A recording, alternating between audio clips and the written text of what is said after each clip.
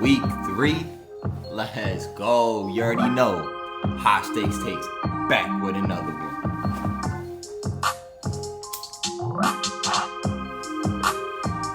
How we feeling on this Sunday morning? It's a little crispy out. It's a little crispy. Hell of a Revs game last night. They should have won, 3-4-1. Matt Murray with a huge save at the end of the game. That shit was lit. That shit was crazy. And Nani missed. It was dope seeing a legend like Nani live. That shit's crazy. Even though he didn't start, came on for the second half. Lit ass game. But you already know what time it is. High Stakes Takes back with that NFL Sunday show. You already know we got DFS Sleepers. We got my locks. And we got the prop bets over here. Prop locking and dropping it. So let's just check out last week quick. So, look at that. Actually, probably look better like that. Right? Show's kind of lit. Front row seat to it. Bruh, who was rocking with Oleksandr Usyk yesterday? We called it on the show. We said the Ukrainians, they get out there, they do their thing. And bruh, as soon as Lyon, one of my locks to win, as soon as they got that red card, soft, one of the softest red cards I've ever seen. Once they got that in like the 50th minute or 15th minute, bruh, it was over.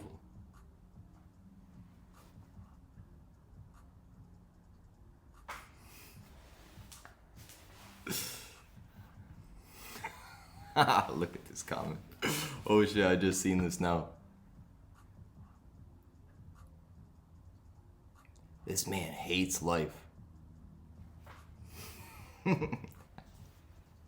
This shit's crazy. I hope he rode with it too. That's why he's so mad. Dead ass. I hope he just seen it quick, picked all of them. Right? That's hella funny. Not knowing or not realizing, if you listen to the show, Kalen Page or Jalen Turner with the ill victory yesterday. I don't know why I keep on to say Kalen. That's it. But Jalen Turner plus 105. We said it was gonna switch over to closer to even odds. Ended at minus 105, minus 125. That's just before even odds. So called the shift right there. What? Dan Hooker, minus 155. Send it. And if you, I didn't even watch the fucking fights last night. If you watched it, I just looked at the stats quick. I guess Ortega had 3 submission attempts. And bro, I was up from like 3 o'clock all the way. Hell of a day. Dropped the show, did all that shit. Bruh, and came back, went to the Revs game, came back, bro. I was dead. I was dead. That's crazy because I put out these locks and didn't even watch it, right? Like, who wasn't rocking with Nick Diaz in his return yesterday?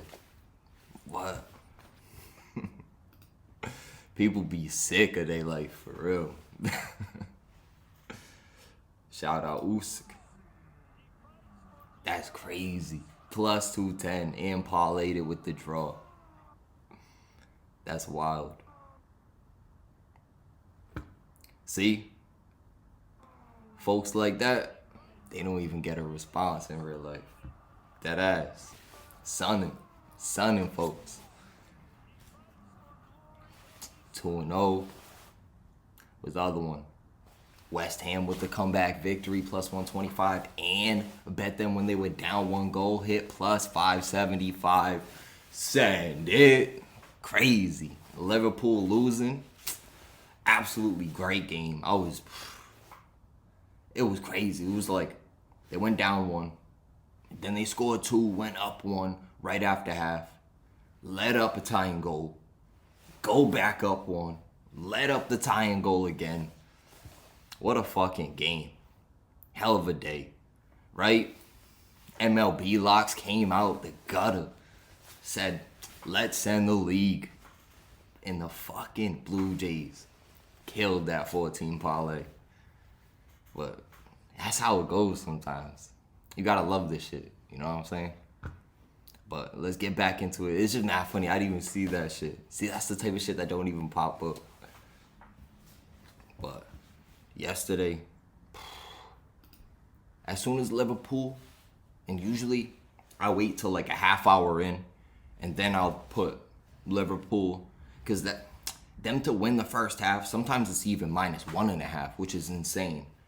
But as soon as you could get Liverpool, and you've seen probably like the past 3 Liverpool games, -0.5 at half actually hits like crazy. Yesterday, but you always have to wait till a half hour so you could get good odds on it. And if they go up early, right, say fuck it. It wasn't supposed to be that time. But usually Liverpool will always score a goal in the first half. It's just if they end up letting up that tying goal. But as soon as they let up that early goal, I was like, come on. Liverpool plus 155 to cover a half and go into the half tied. Come on, it was obvious. Oh shit. Dybala and Morata out Wednesday at Chelsea. Little tidbit.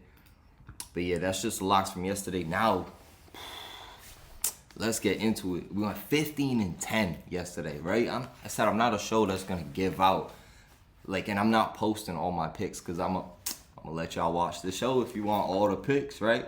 I'm not just gonna give out 25 picks on Twitter. There's not enough character space for that. So we got 2 MLS locks today. We're just gonna get it out the way early so we could get into this NFL show. The 2 I got today, we got Chicago Fire versus Nashville. Nashville going on the road. They've been playing hella good lately. Chicago Fire lost 4 games in a row. Just so you could see it live for yourself. Live and direct.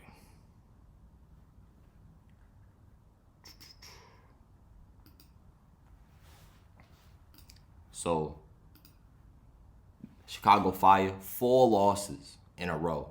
And then lost to the Revolution, who didn't start any of their main starters. They brought them in after, but losing 3-2 at home, letting up goals like that. Nashville playing out of their mind. Granted, they lost to Toronto in a game which, if you look at the stats, 11-9 on shots. Held a little bit more possession, but Nashville's a team who solid all around. Walker Zimmerman, what was he? The player of the year last year, or defensive player of the year last year in the MLS? Come on, they're gonna lock in, going against a team that lost 4 in a row. I'm gonna take Nashville plus 135. Send that. And the next game, MLS at 7 o'clock, Sporting Kansas City versus Seattle Sounders. Now, this is a game where the over-under is even odds right now. But if you look, granted, Lodero and Morris not playing. But if you look at the head-to-head, Kansas City, back-to-back shutouts, but then traveled down the road to LAFC, who's missing so many players, all their starters. And especially, who did LAFC have? It don't matter. But they, loaned them out. That's insane. They basically got rid of everybody and then got all those injuries on top of it. For Kansas City to lose 4-0. And then Seattle Sounders. You see in the MLS, a bunch of 1-0 games, 2-0 games. But if you look at the specific matchup, that is insane. 9 goals over the past 2 games combined.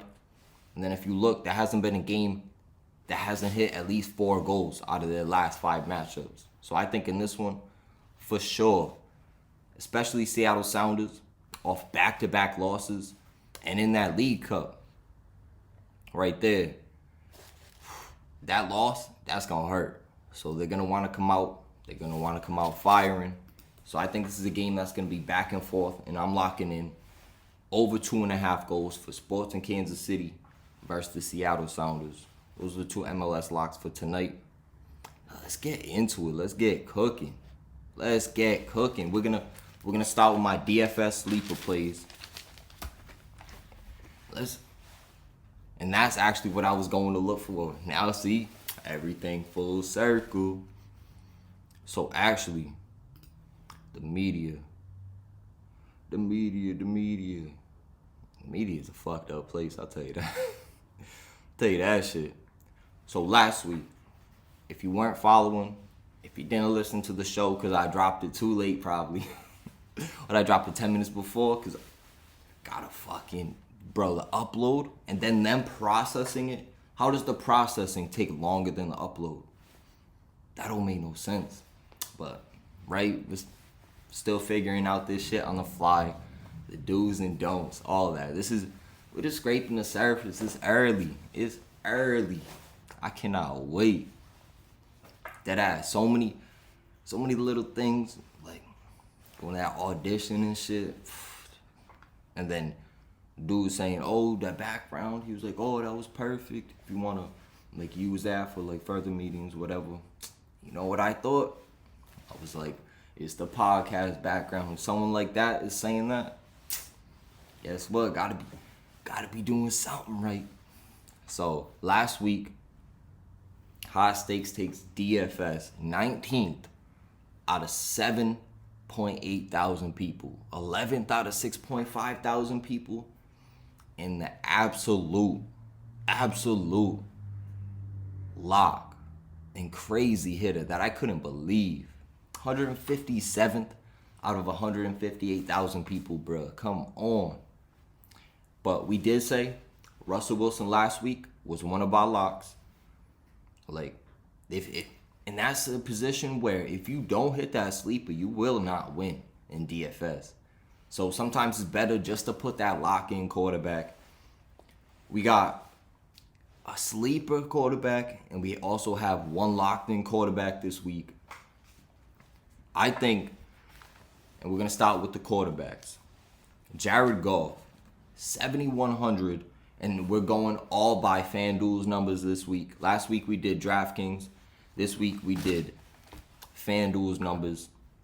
And also on FanDuel, it's all half-point PPR. So we'll kick it over to FanDuel just so y'all can see it live, right? Back again. Let's get to it. Pulled up the fantasy lineups on FanDuel just so you can see it for yourself. Now we got DFS sleepers and locks. My first DFS sleeper at the quarterback position. Who could it be? We're going to go with Jared Goff this week. And he's going up against Baltimore, who last ranked pass defense. 6th ranked rush defense, so it's going to be tough for Swift to get going on the ground. They're going to be playing from behind because Baltimore puts up points. And Goff, he'll probably have another 50 pass attempt game. Throwing it 57 times in that week 1 game was absolutely crazy. But Goff, averaging 24.5 fantasy points per game, got 5 passing touchdowns so far this year. And I think Baltimore, it's going to be tough sledding for them. There's so many injuries on the defensive side of the ball. They have one of the best corners in Marlon Humphrey, but one corner can't get the whole thing done. So, especially when you got TJ Hawkinson, you got Cephas, you got Swift out of the backfield. It's tough. It's going to get tough for Baltimore. I don't think they'll give up more than 3 touchdowns, but I think Goff will have at least 2 of those. He'll throw for at least 70-something yards. I think his over-under on passing yards is 271 this morning. Let's see how much it changed. Dropped down just 1 yard. I think that's almost a guarantee. They're going to want to throw the ball a lot. And this is my first sleeper of the week at the quarterback position, Jared Goff. Lock him in. And especially Baltimore, giving up 376 passing yards per game so far this year. and all them injuries, you just can't get over that. So, my sleeper quarterback, Jared Goff, 7,100. I'm going off all FanDuel stats this week. They got half-point PPR and DFS. The numbers, the numbies, they're a little different. So, I'm fucking with FanDuel. Last week, tell me why I hit on Yahoo Fantasy. I uploaded the episode because processing takes fucking forever for this shit. So, uploaded the episode, waiting for it, this, that, because I want to make sure that's just good. Get the info in there, add the ending, tags at the end, subscribe and all that. Still figuring it out. It's just dope. But, it's like 12:58 game starts at 1. And I'm setting those lineups. Like, I'm getting the pod out first and shit. It's hectic, but for the boys, send it.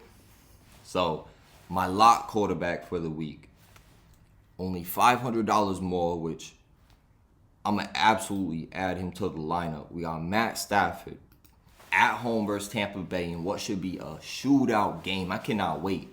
I'm going to guarantee you now, just like last week, that Baltimore Chiefs game was an obvious pick for game of the week, but lived up to the potential. Now this game,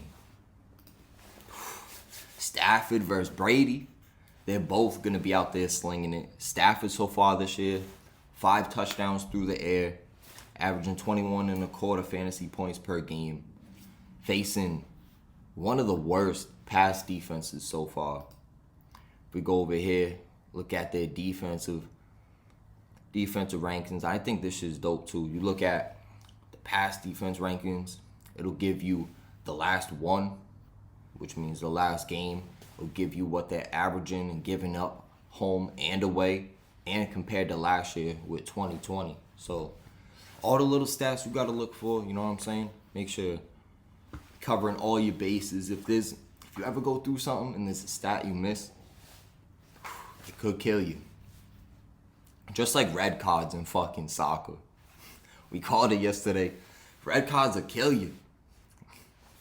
Fucking Leon getting one, the softest red card I've ever seen in the 15th minute. Fuck. But because they ended up still playing well after that. So I was like, bro, they'll probably tie this game, but probably won't find a winner. They'll settle for a draw in a game where they got a red card in the 15th minute. Parlayed that with the Usyk right before the Revs game.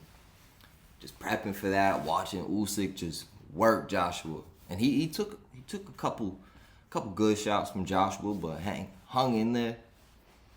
Looked like he found his second win in like the 9th, 10th round. Hell of a performance. Took all his belts too, said give me all that shit. But if we look at Tampa Bay, 30th ranked pass defense, giving up 342 yards through the air per game. It's not going to get it done. They lost Murphy Bunting in the first week of the season. Pierre-Paul out for the game, so that's going to alleviate some of the pressure coming on Matt Stafford.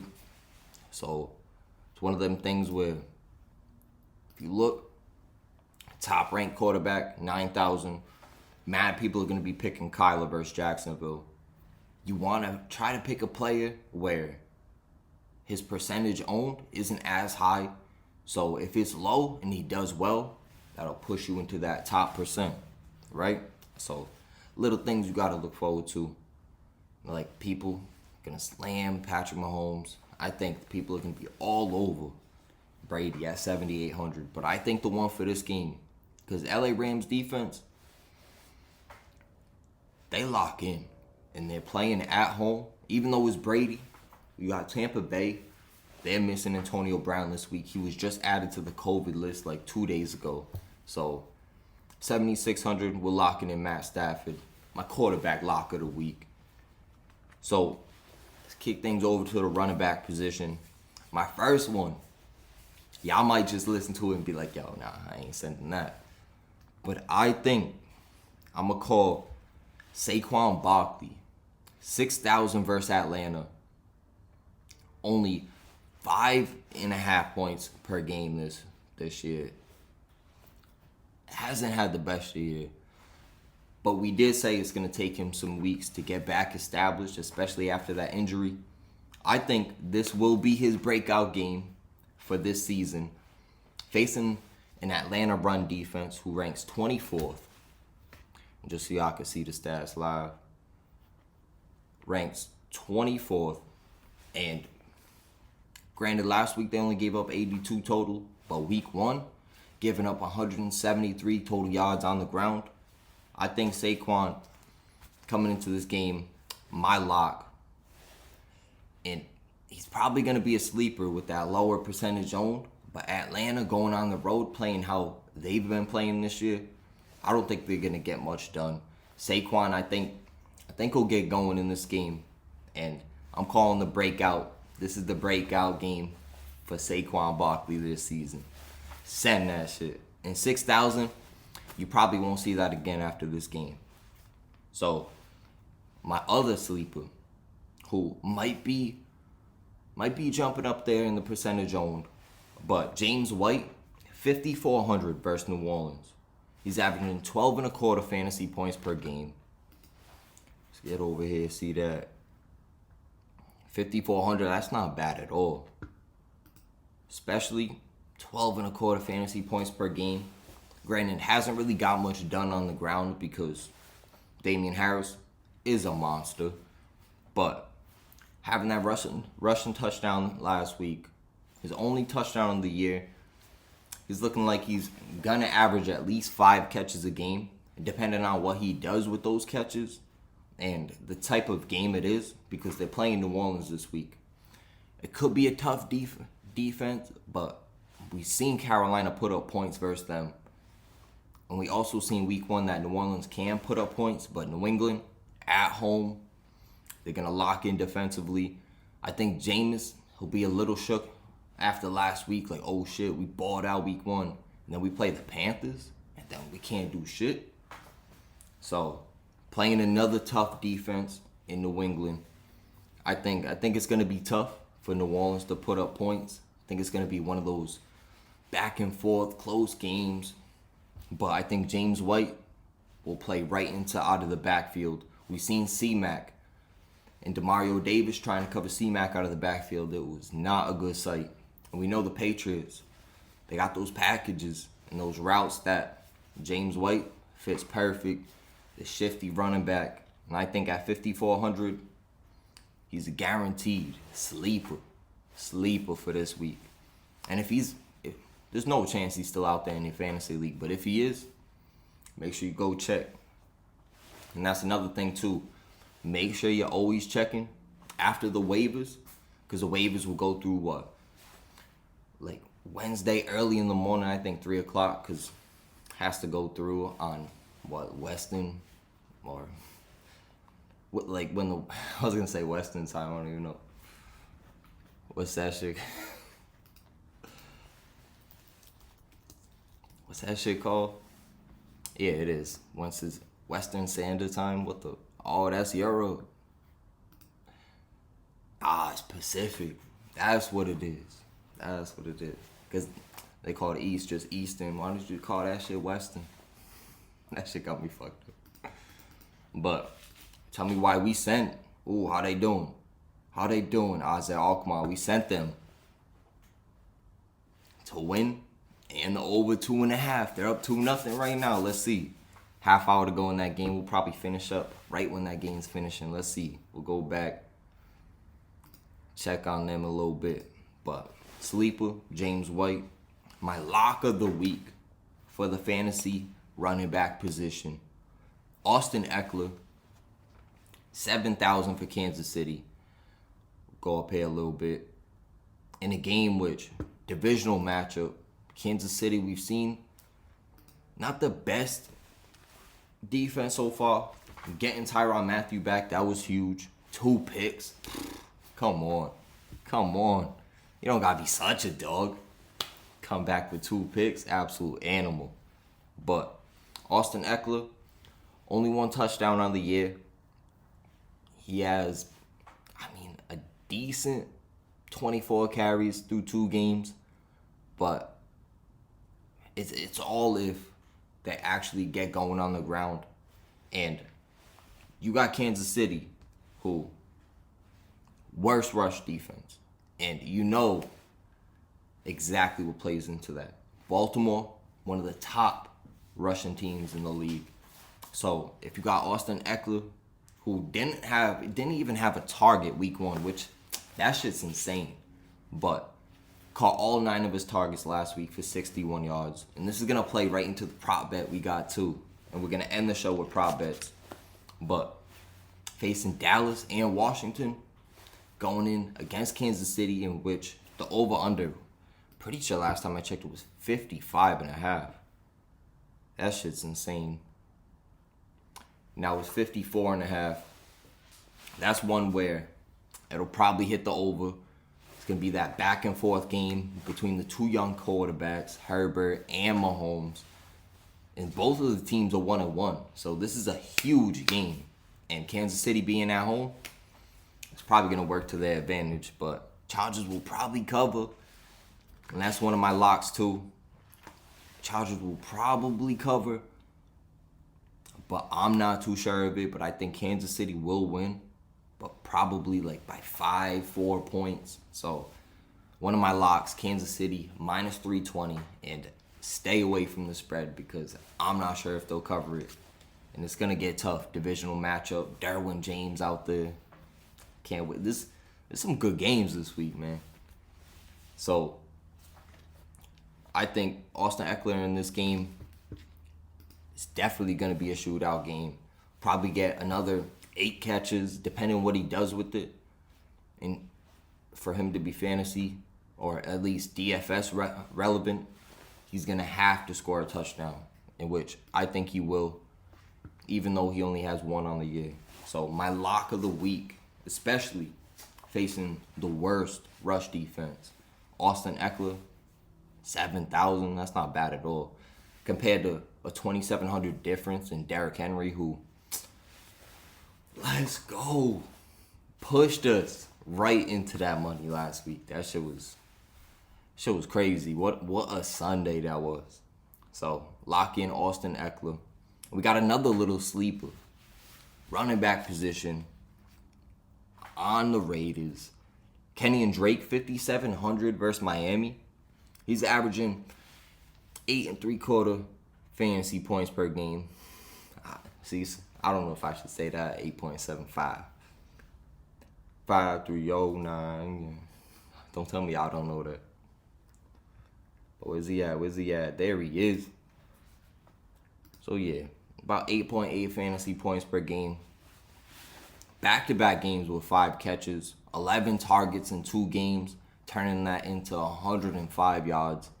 Not bad, but you see how he's rushing to get I was about to say the goddamn ball, bro. How the fuck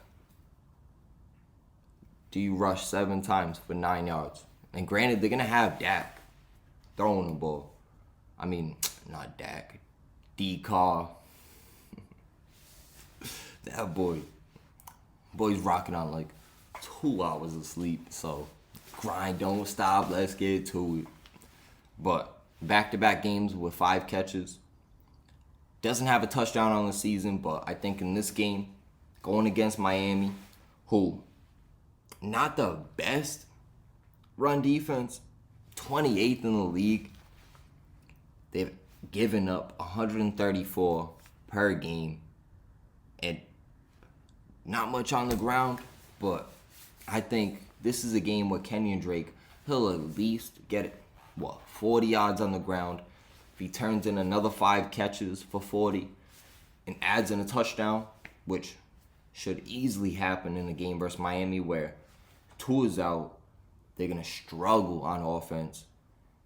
Raiders defense, hell of a play this week at 4,000. But if you need that sleeper, dead ass, one of those players where low money going to get you high fantasy points, Kenyon Drake, he's that man. And it's got to be all about game script and how you think the game flow is going to go. Cooking. Cooking. But if you look at the Raiders right now,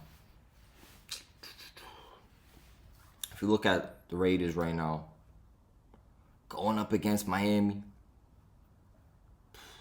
backup quarterback. You seen how Brissett did last week when he came in. Was the other one? Yeah, that was on the defense. See?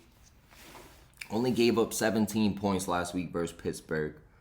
Had 5 sacks and 3 takeaways through 2 weeks this year. And played Baltimore week 1 where they got 2 fumble recoveries. And facing Jacoby Brissett in the 31st. So, basically second to last ranked team in terms of total offense. And that's yards per game. I think Raiders, obvious play. Lock him in even. And that's also a position where you cannot get wrong. If you fuck up on that position, pick a defense where they come out, they give up 20-plus points in the first half. It's rough. It's rough. So this is one where I think is guaranteed to. And if you look at the other teams, like top defense, 5,000. You have a bunch in between, like the Steelers. Stay away. TJ Watt out. Hell no. Raiders. See, 4,000. Like, I like the Browns, but $200 more. You might need that at another position. So just be mindful of that. And my DFS defensive lock of the week early is the Las Vegas Raiders, and especially because they're at home. You got Brissett traveling on the road. They don't have much of a run game. They're going to force him to pass the ball. I think it's going to get tough for Miami this week. And Raiders guaranteed cover. So that's my defense. It's just how Kenyon Drake played right into that. And Kenyon Drake, that was the last running back sleeper or lock for DFS this week. So let's bring it over to the wide receiver position. We got Mike Pittman. Shout out Michael Pittman Jr. That boy. 5,600 this week versus Tennessee. He's averaging 10 fantasy points per week. Sneaky. And people might be, I don't know, he might be a high percentage owned, but usually people in DFS, they don't overreact off one week. And you've seen week 1. Seattle, only 4 targets, caught 3 of them for 29 yards. Didn't produce at all. Last week, most yards he's ever had in a game. Had 12 targets, caught 8 of them for 123 yards. And I don't think he's going to do that again in this game. But facing Tennessee, who Derrick Henry on the ground going to at least put up another $150. They're going to get going through the air with Julio and A.J. Brown. So, Indy, they're going to have no other choice but to throw the ball. And that's tough because their defense, it's solid. But I think versus Tennessee, they're going to give up some touchdowns. We've seen how Tennessee and Seattle played last week. Hell of a game. And Mike Pittman, coming off that week last week, I don't want to overreact, but I think with Carson Wentz and him, once he targets somebody 12 times and they catch 8 of them and turn it into 123 yards, you just sprinkle in a touchdown in there. That boy's pushing 20-plus points. So, my sleeper, Mike Pittman, for the wide receiver position at 5,600 versus Tennessee. And with divisional games, bro, they get tough. That's why it's always kind of skeptical. And Wentz was back at practice this week, so you should definitely start that man in your fantasy lineup. And if you got a DFS sleeper spot, you're like, I don't know. And you're going to have to, right? Because the tight end position, not a position to play around with in DFS. You have to lock in the right guy. And I think Pittman, he's going to play in perfectly to that. My next one And I was seeing Jamison Crowder, right? I was seeing Jamison Crowder trend towards playing. And then all of a sudden, now he's listed as doubtful for the game, unable to practice all week. I think that just plays into perfectly Braxton Berrios, sleeper at 4,900. And most people, they'll be skeptical about it, which you should have a little bit of skepticism. But Braxton Berrios, he's played 2 top defenses so far this week in Carolina and New England, has produced in both games. He just hasn't found the end zone yet. He's one of them wide receivers who is going to get going. He's that slot guy. And 11 targets, catching 7 of them last week versus New England, turning it into 73 yards. That's solid. All he needs to do is just find the end zone that's going to push him right into that tier where you need that sleeper position, right? Because say you take him for 4,900. Show this live. Now, here's my lock. Boom, boom, boom. And Clyde Edwards-Helaire, he's sneaky this week. I think he's going to turn up catching the ball, but I couldn't quite write him down. It wasn't all that positive, but there's a couple every week that I don't write down or I don't go with. And guess what? They end up going off, or their over on receptions ends up hitting. And granted, we always have them ones where we leave off and we're like, we're staying away from this game. And guess what? It don't hit. So that's basically a win also. But it gets tough. It gets tough every week. Listen, one of the biggest news stories of this morning, Darrell Henderson, he's now trending towards not playing. So Sony Michelle, 5,700, same price as Kenyon Drake. If you got him in fantasy, I'm not saying this is not for DFS. If you got him in fantasy, make sure you pick him up and you start him. If he's on the waivers, which he should not be, and honestly, he should have got drafted. But if he is out there, or if you have him on your team, I think he'll be an alright play this week. He ran the ball well last week, and if he finds the end zone, and that's really always the key. And I think obviously the Rams, they're gonna move the ball through the air versus Tampa Bay, as we said for our quarterback lock with Matt Stafford. And Sony Michelle, it's one of them games where getting traded, he got Damian Harris drafted to replace him. Well, he didn't literally get it, but a running back getting drafted to replace you, that's going to put that chip on your shoulder. And playing Tampa Bay, he remembers Tom, right? Played a few years with him.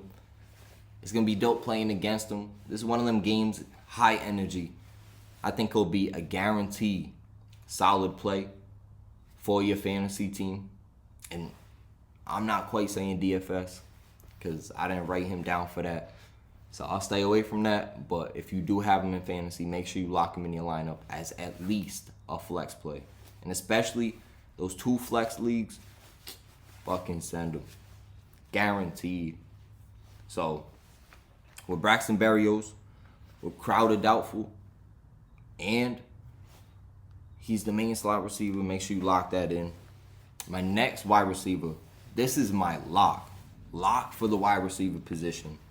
Jamal Chase, 5,900 at Pittsburgh. Now, you look at the top wideout, 8,700 Tyreek. Hopkins, he's questionable, but the latest news is he will play. They said he should play, but you know damn well D-Hop's going to be out there playing.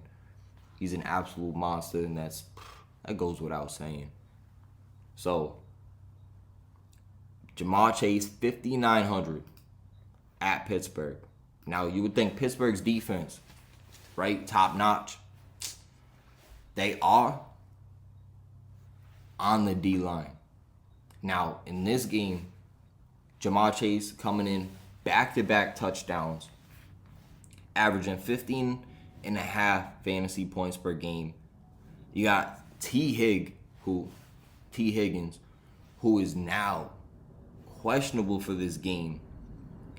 And if he doesn't play, which if you're questionable, you're probably going to be limited. See, that's absolutely insane, bro. This place keeps hitting. So, with T. Hig questionable, even if he is a little bit labeled because of that injury, he probably will be limited. And even though Jamal only has 7 catches on the year, turned it into 155 yards. And Pittsburgh, 29th ranked pass defense. They're solid, right? They stopped the run. But through the air, divisional game, and TJ Watt is out, so that's going to alleviate some of the pressure coming off this side after Joe Burrow. I think this is a guaranteed play. For only $5,900, I think this is a guaranteed play. I've watched the Cincinnati spread so far this morning go from 3 now to 2.5. That's absolutely crazy. Because at the beginning of the week, and it was probably before Deontay Johnson, who's also ruled out for this week. It was probably before he was actually ruled out, but it was at 4.5. I wrote down, change from 4.5 down to 3. And then, bruh, just shifting this morning to 2.5. That's absolutely insane. One of my locks was going to be, if it shifts to 3.5, take it. If it doesn't, buy that 0.5 point. And now if you buy a 0.5 point, bro, 3 points, can't rock with it.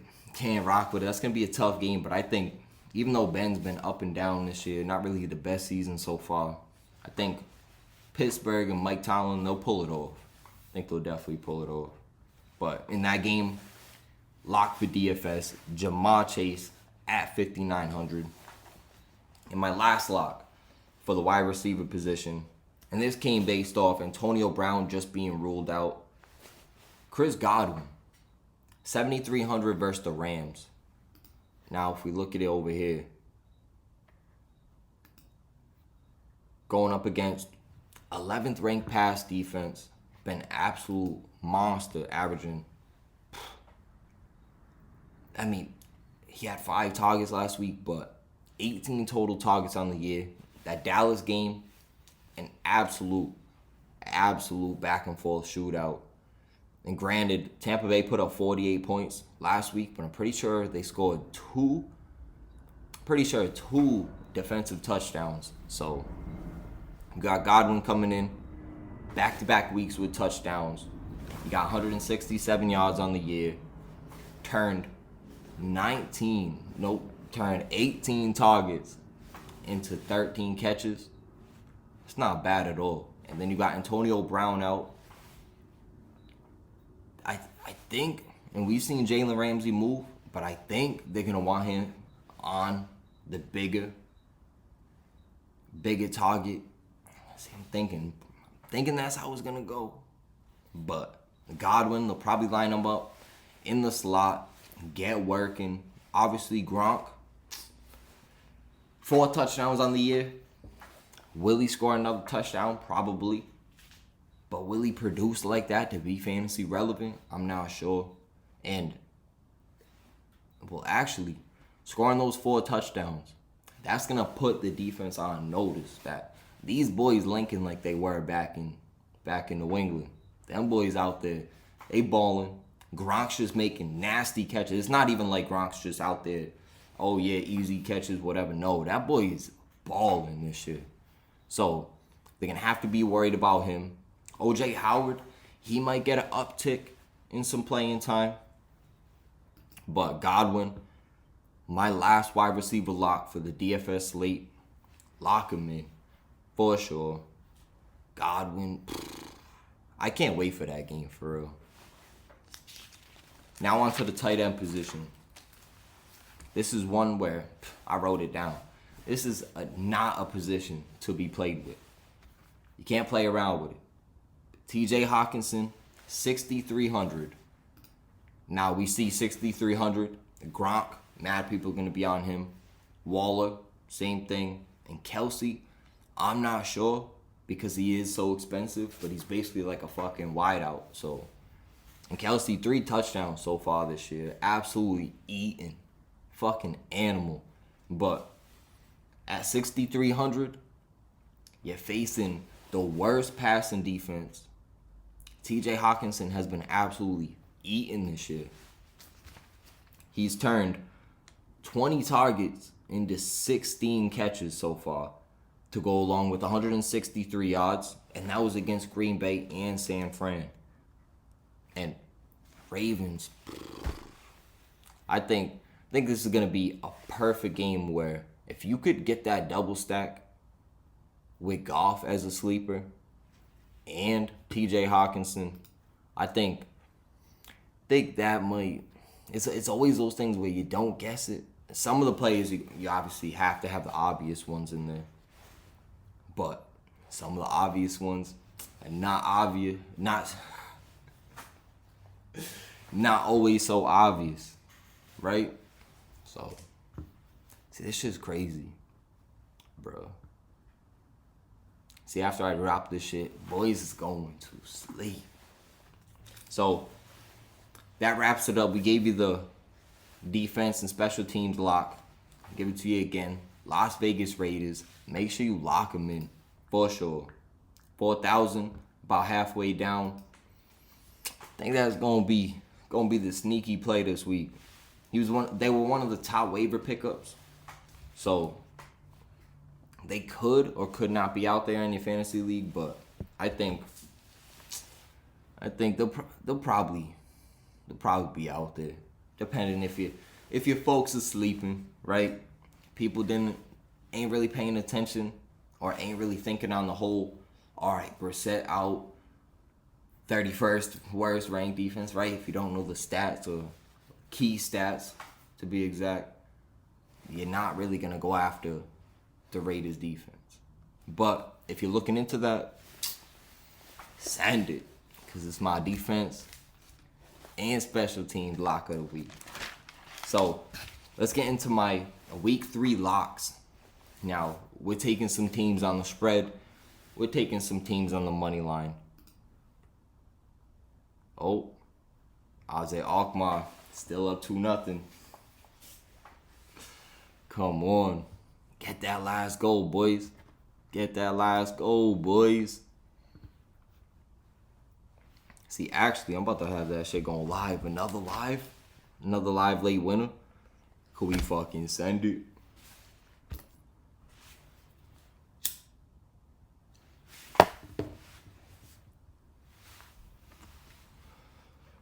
Let's go. Let's fucking go.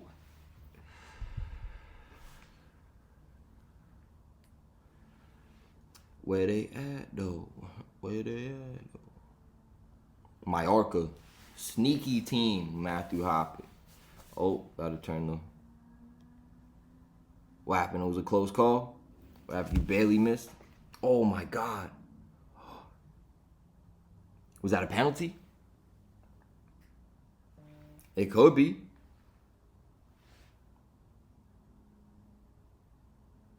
Oh, that's a penalty. That's obviously a penalty.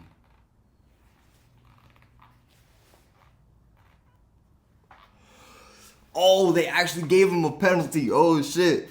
Guy literally turned it on, and it was a penalty given. Are you kidding me? I'm going to give y'all some sound for this. Can we start off this Sunday morning? Oh, come on. Come on, boy. Ah, let's go. Let's go.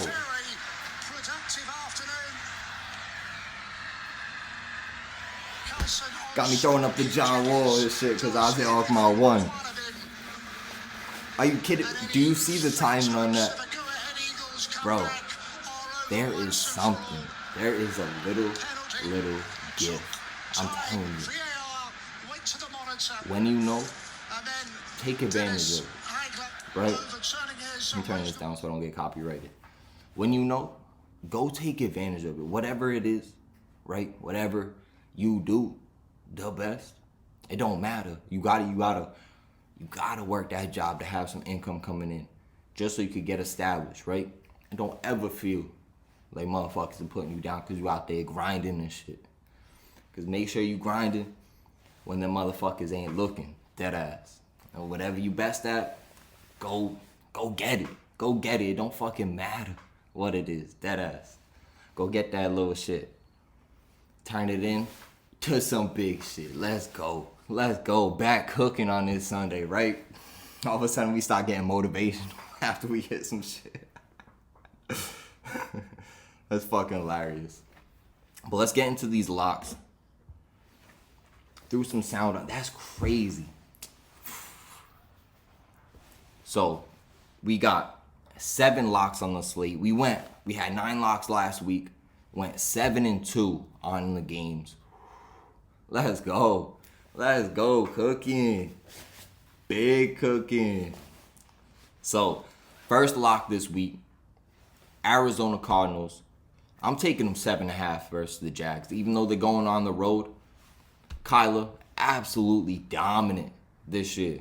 So, lock in Arizona Cardinals, minus 7.5 on the spread. The next game, we got, we got the Giants, who, minus 2.5. I never like those spreads. That's why I'm going to stay away from that Bengals game. But the Giants, minus 145 at home.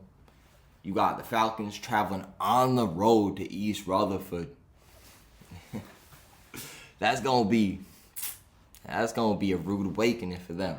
They've had a tough season so far, especially losing Julio. And lock it in. New York Giants, minus 145 on the money line. Send it. The next one was the Cincinnati one. Now, we have them written down, minus 3.5 if, right? If it switches to that. And if not, take that 0.5 point. Now, oh, what? AZ Alkmaar just scored again, 4-0. Send it. Let's go. Dead ass. We got more hitters than hours of sleep last night.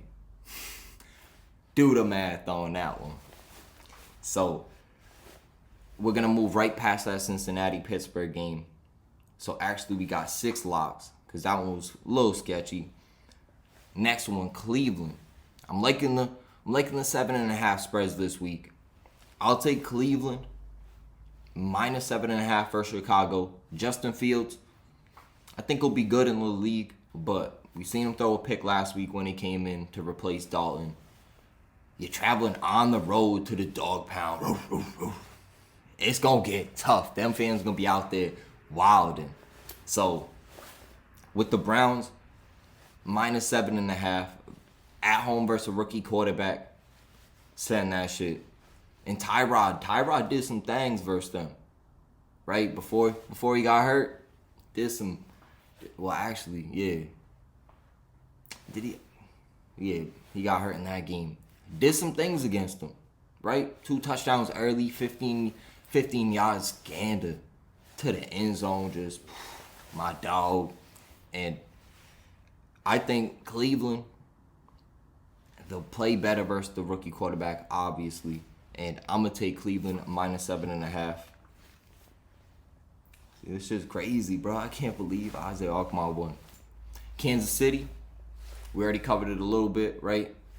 Minus 300, which now it's shifted. I'm pretty sure it was 320, yeah. See? You see where the money's going just based off how odds shift. And shift within hours, right? Now, they've been shifting all week, but that Sunday morning, you're going to have the biggest shifts happening to these spreads. So, and, bruh, Chiefs, they probably won't cover that, honestly.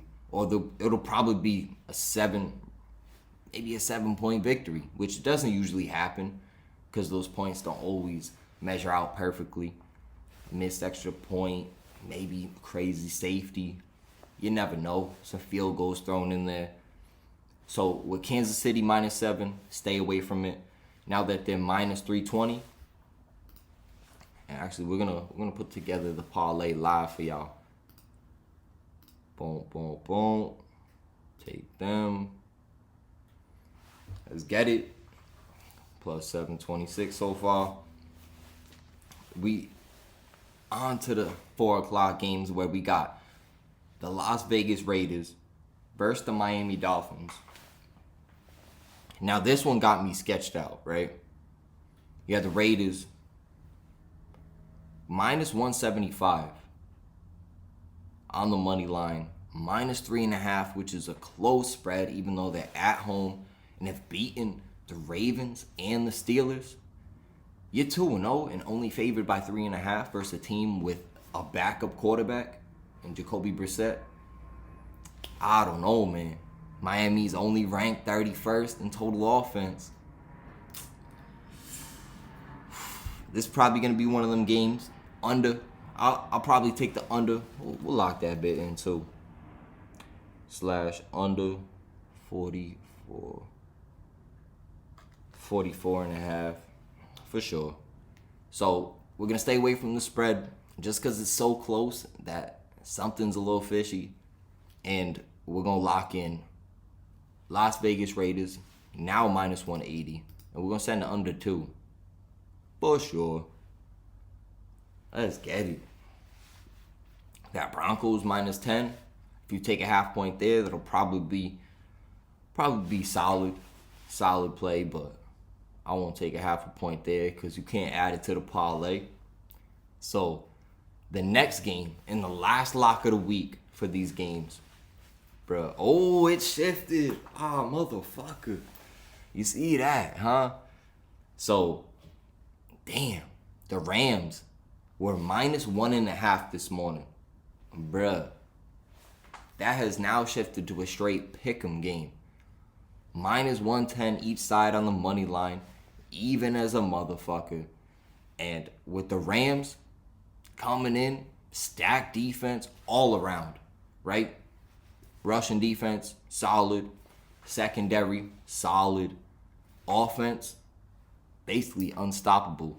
And especially through the air, where Tampa Bay, one of the worst pass defenses in the league, missing Jason Pierre-Paul coming off the edge. They're going to want to get out there. They're going to want to see oh, shit. They done scored 5. 5. That was kind of like Klopp shit where he did the in the 6 shit. Shout out Liverpool. 6 Champions League titles. Crazy. But that has now shifted to +105 on the money line to now straight even. I'm taking the Rams all day. Rams are winning that game. Granted, you don't bet against Brady, but bruh, I'm going against Brady this week. He's traveling on the road, right? You got the time change. I don't know, man. I can't rock with Brady this week. So I'm locking in the LA Rams. They'll probably be the favorite by when that game kicks off. I could almost guarantee that. So get it in early. Take the Rams, -110. Let's have a day. Let's have a day. And we're going to go through my prop bets this week. And we got 7 prop bets on the slate for you. And it plays right into how we think the game's going to go. So we got Kyler Murray. His over-under on passing touchdowns. Now, this might have shifted also. Over-under on passing touchdowns. 1.5 still? This man has 7 touchdowns through the air in 2 weeks. Facing the Jacksonville Jaguars. Bruh, what? How is it still at 1.5? So we're going to obviously take that. Can't add it to the parlay because RI Sportsbook, some garbage straight basura. Wild as shit. So First lock for the props. Lock in Kyler Murray over 1.5 passing touchdowns. The next one, they're still disrespecting Sterling Shepard. His over-under on receptions is still at 5.5, which is weird. Now this is one, and we always expect him to shift. Because when you're looking at these things, see, that's plus 100 right now for him to catch at least 6 passes in a game versus Atlanta where they're going to be out there. If Atlanta does end up putting up points, which they could, the Giants' defense isn't the best, so they could end up giving up like 17, 20 points. And Atlanta should be able to move the ball a bit. Nothing too crazy, but move the ball enough to where the Giants will have to go put up points. And Sterling Shepard, 16 catches through 2 weeks. For that to only be at 5.5, that's disrespectful. That is disrespectful. So make sure you lock that in, over 5.5 receptions for Sterling Shepard. Austin Eckler, as we said, it was my lock for DFS, gonna lead right into the prop bet. Austin Eckler, his over-under on total yards, now this is receiving and rushing, is at 100.5, which we seen him first week, no targets, made no sense. You get him the fucking ball through the air the next week, caught all 9 of his targets, turn that into over 110 yards. And Eckler, 171 total yards this year, and that was after the no targets in week 1. So let's just make sure this is still accurate. Over 100.5, it might shift, maybe up a yard, maybe down a yard. I'll take the over all day. The next one we got, Jared Goff. I think him playing Baltimore in what should be a high-scoring game. Now, 51 points. We'll take the over in that game for sure. That should be an absolute shootout of a game where the Ravens putting at least 5 tutties on the board. Lions, at least 3 touchdowns. So, I'm thinking Jared Goff having a throw, as we were looking at, having a throw as many times as he has. I think it's almost guaranteed for him to score at least 2 passing touchdowns. So that over-under, give you a live look at that. That over-under is at, where is it at? It's at, that actually shifted. I'm pretty sure that was a favorite. Now that has shifted down, just like his yards. His passing touchdown shifted down just a little bit, but I think that over 1.5, that's beautiful, beautiful value for that. And his passing attempts, he's going to have to get out there and throw the ball. I think, I won't send that. The last couple times I got that wrong, right? Just doing it on the fly. But he's going to have to throw the ball a lot. So that over 38.5, that's not bad value either. My next lock for the props, we got Michael Pittman. Now this is disrespectful also. Michael Pittman, over under 3.5 catches. Coming off a game where he had 8 on 12 targets. Carson Wentz is back out there. And Pittman only has 11 catches on the year. So 3 in week 1, 8 last week. But those 8 last week, guess who they came against? The LA Rams. So LA Rams, solid pass defense, solid defense overall. And to ball out like that, that's good numbers. So let's just go make sure that hasn't shifted in this divisional game. I'm just staying away from that altogether. Because I think this is a game where if Wentz balls out, their defense could hold Tennessee for sure. So let's just make sure he's receiving where he at. Oh, Michael Pittman, total receptions, still at 3.5. I think that's disrespectful. This is a guaranteed hit. Michael Pittman, over 3.5. Send it. Let's go. Let's cook. Let's have a day. Kicking it like karate on this Sunday morning.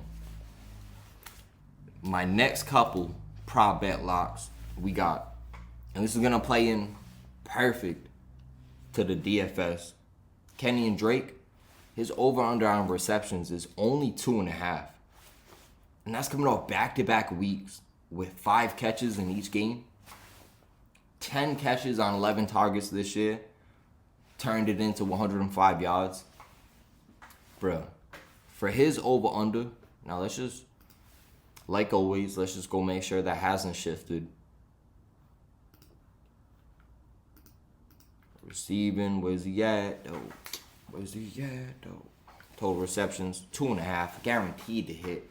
Now, with that at minus 160, that might shift to 3.5. And if it does, be skeptical because he's only averaging 5 catches a game. And for him to get 4 seems obvious, but some games. But I think 3 catches, guaranteed. Especially off, he's getting consistent work. I mean, 2 games to show that, but with Jacobs out, he's going to get more of the snap percentage. So I think that's a guaranteed lock too. In my last one, they shifted Matt Stafford's passing touchdowns from 1.5 to now 2.5 passing touchdowns. That's sitting at plus 140 odds. That's just going to make sure that hasn't shifted.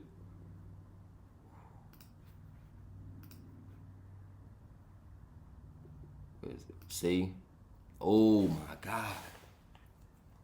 See, I don't know why all that money's going in on the under. Because it was over 2.5 at plus 140 odds. Now plus 155. If that does shift to 1.5, slam the over 1.5. But our lock, we seen that 2.5. We know we already went over Tampa Bay's passing defense. Matt Stafford's going to ball out. Darrell Henderson, probably missing the game. Sony Michelle, he might have a decent game, but he's still new to the offense. So, and they still, you know McVay, he likes to get a nice backfield tandem. Well, 2 or 3 running backs in there. So, you know he's going to want to pass the ball. All those running backs are really just change of pace. And for the over-under to be at 2.5 and what should be the game of the week, an absolute shootout, that's perfect. Matt Stafford over 2.5 touchdowns, plus 155 odds. That's insane. So let's get to it. That's the Sunday show. That is the Sunday.